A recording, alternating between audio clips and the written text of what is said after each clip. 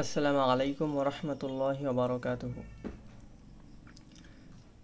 শাইখ আহমদুল্লাহ সংকলিত রাসূলুল্লাহ সাল্লাল্লাহু আলাইহি ওয়াসাল্লাম এর সকাল সন্ধ্যার দোয়া ও জিকির এই বইয়ের একটি গুরুত্বপূর্ণ জিকির সম্পর্কে আমরা জানবো ইনশাআল্লাহ।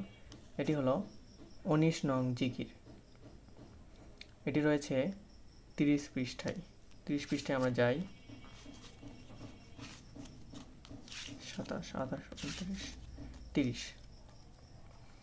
এই তো এখানে রয়েছে ১৯ নং জিকির। প্রথমে আমরা এই জিকিরের ফজিলত রেফারেন্স সহ জেনে নেই। ফজিলত হলো, যে ব্যক্তি সন্ধ্যায় এ দোয়াটি ৩ বার বলবে, সেই রাতে কোনো বিষধর প্রাণী তার ক্ষতি করতে পারবে না।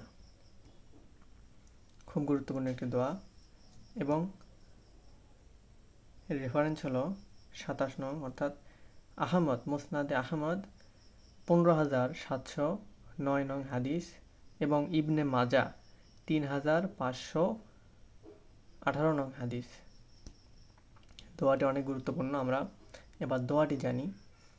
দোয়াটি হলো, আউযু বিকালিমাতিল্লাহিত তাম্মাতি মিন শাররি মা খলাক।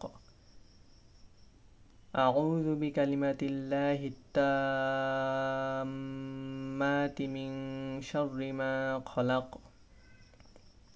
এই দোয়াটির অর্থ হলো, আল্লাহর পরিপূর্ণ কালিমাসমূহের মাধ্যমে আমি তার নিকট তার সৃষ্টির ক্ষতি থেকে আশ্রয় চাই।